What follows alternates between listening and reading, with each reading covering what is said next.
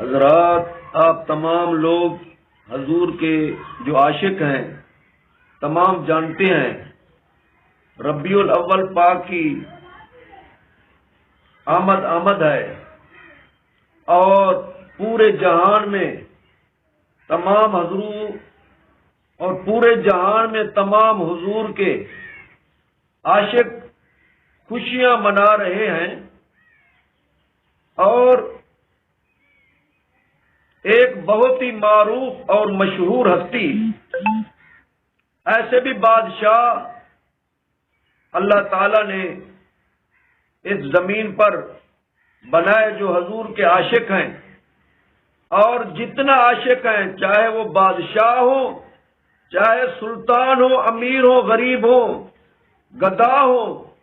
جو عاشق ہوتا ہے اس کی تو پرواز شان اللہ ہی جانتا ہے۔ تو البدایہ والنہایہ کے اندر جلد نمبر 9 میں اور صفحہ نمبر 18 پر سلطان صلاح الدین ایوبی حضور کا بہت ہی پرجوش اپنے زمانے میں جشن مناتے، اور آگے سنیے ان کے بھنوئی سعید المظفر، وہ تو اتنا خوب جشن مناتے اور خوش ہوتے، جب خطیب حضور کی تعریف کرتا تو وہ کھڑا ہو جاتا، مظفر المظفر کھڑا ہو جاتا اور بہت جھومتا، اور اہتمام اتنا بہت ہی خوب کرتا لنگر پاک کے حوالے سے۔ تو کتاب میں لکھا ہوا ہے، البدایہ والنہایہ میں دیکھ لیں، حضور کے غلاموں آپ بھی میلاد مناتے ہیں جو عاشق ہیں، سب کو سلام پیش کرتا ہوں، جتنا ہو سکے میلاد منانا چاہیے۔ انشاءاللہ 12 ربیع الاول اتوار کو آ رہا ہے، اور 10ویں مہینے کی 9 تاریخ کو آ رہا ہے۔ تو حضور کے غلاموں کہتے ہیں سعید المظفر، امام ابن کثیر لکھتے ہیں البدایہ والنہایہ کے اندر،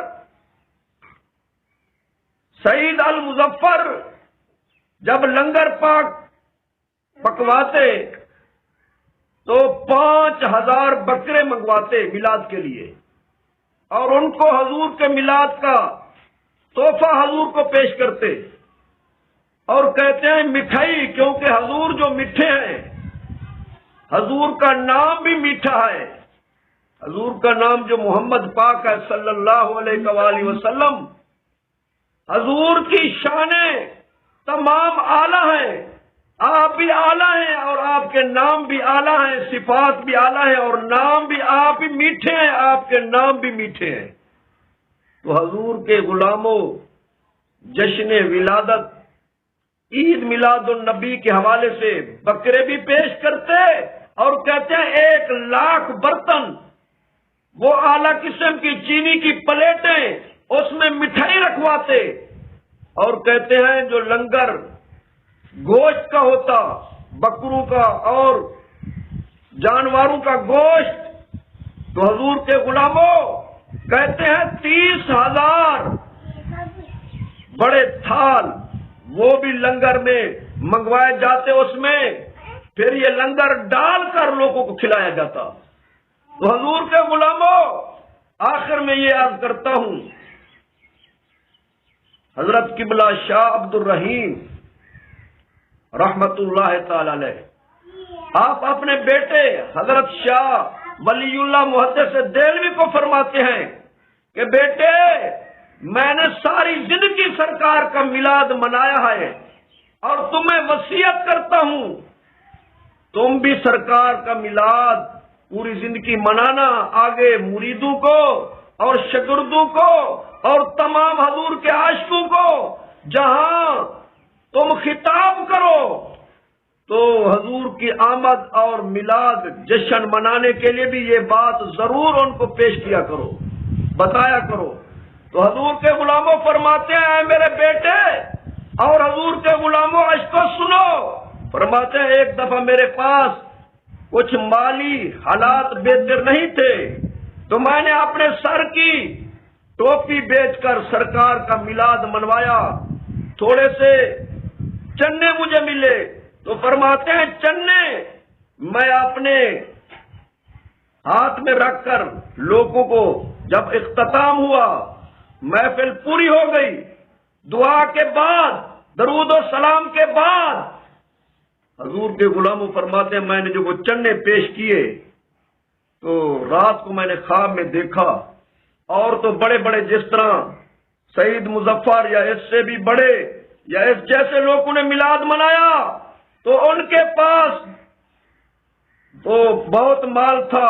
حضور نے قبول کیا اور حضور کی زیارت ہوئی، حضور خوش ہو رہے تھے اور میں پریشان ہوا، سب چیزیں مٹھائیاں اور گوشت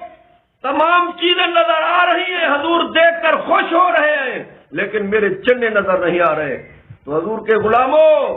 اور تمہیں مبارکباد ہو جو جلوس میں جاتے ہو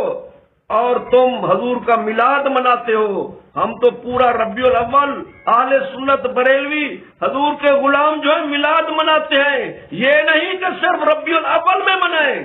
جب بھی سرکار کا میلاد منائے جائز ہے، اللہ بھی خوش ہوتا ہے، سرکار بھی خوش ہوتے ہیں۔ تو حضور کے غلاموں فرمایا میں تھوڑا سا پریشان ہوا، سرکار نے فرمایا اے میرے بیٹے شاہ عبد الرحیم پریشان نہ ہو، آپ نے اپنی ٹوپی جو ہے نا سر کی دستار ٹوپی بیچ کر اور اس کا اہتمام کیا، چھولے بانٹے تو تیرے چھولے اتنا مجھے پیارے لگے اور اچھے لگے، میں ان کو اپنے ہاتھ میں اپنی مٹھی میں جو ہے نا بند کر کے رکھے ہوا ہوں، اور حضور سینے پر لگا رہے تھے۔ جو حضور سے محبت کرتا ہے حضور بھی پھر ان سے محبت کرتے ہیں۔ دعا ہے اللہ تعالیٰ تمام کو جلوس میں اور میلاد منانے میں اور جہاں جہاں میلاد ہو اس میں شریک ہونے کی رب